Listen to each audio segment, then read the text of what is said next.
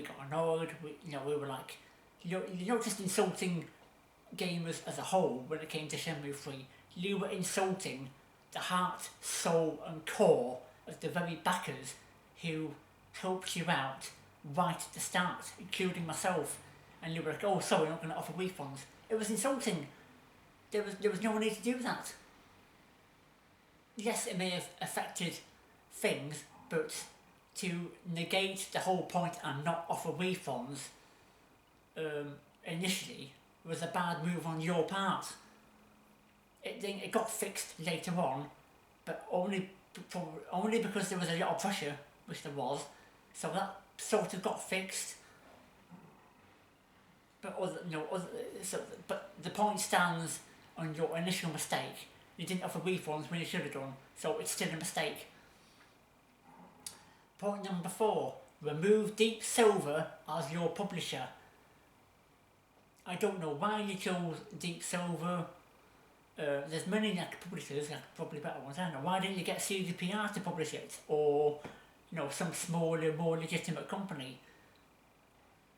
I'm not saying Deep Silver is like a bad publisher overall, but you could have done better. So, do I think you should change your publisher?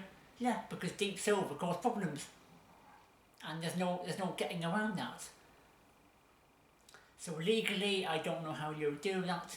Is it impossible? No. There might be a few obstacles, but it's not impossible.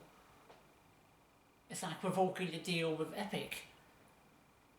You can either revoke the deal or change the terms of what the contract said.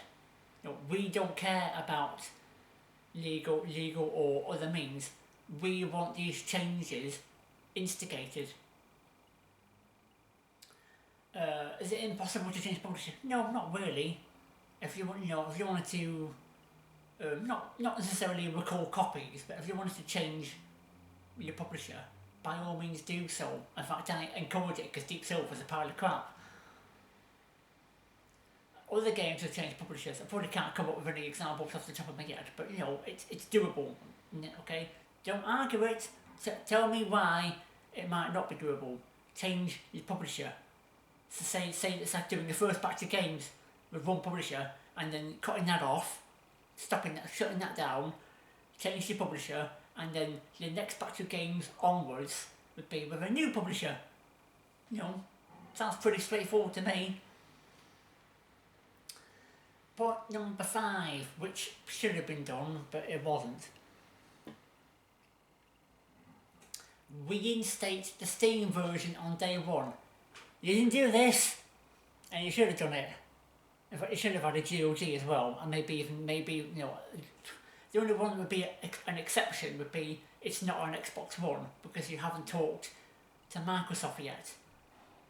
But I think later on down the line, depending how successful or unsuccessful the game is, I think you should talk to Microsoft and maybe try and get it on Xbox One as well, because their side will be like.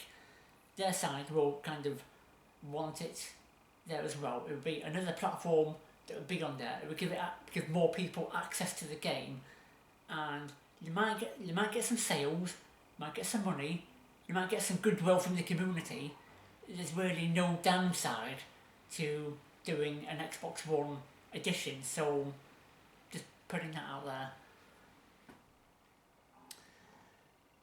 Requires Epic to back down prior to launch? Not really, because the Epic deal was only for the PC side. In terms of the console side, I don't know of any obstacles that you have for it not going on Xbox One down the line.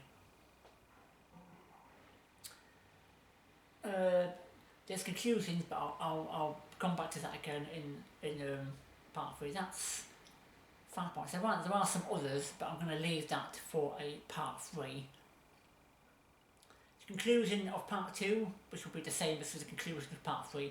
Can you provide better solutions than the above? I invite you to try and articulate your solutions either in a comment or preferably in a reply video, so that things can be better in the future, and we deserve better than this. We await your responses to the above, spoken for truth, watch it happen. this concludes part 2 of Shenmue 3, the Scam Edition, which it's a scam as far as I'm concerned. Until fixes happen, it's a scam. It's a rip-off. We are not getting that which we asked for and which is on the tier. Any of the tiers. So, until next time on probably the third and final part,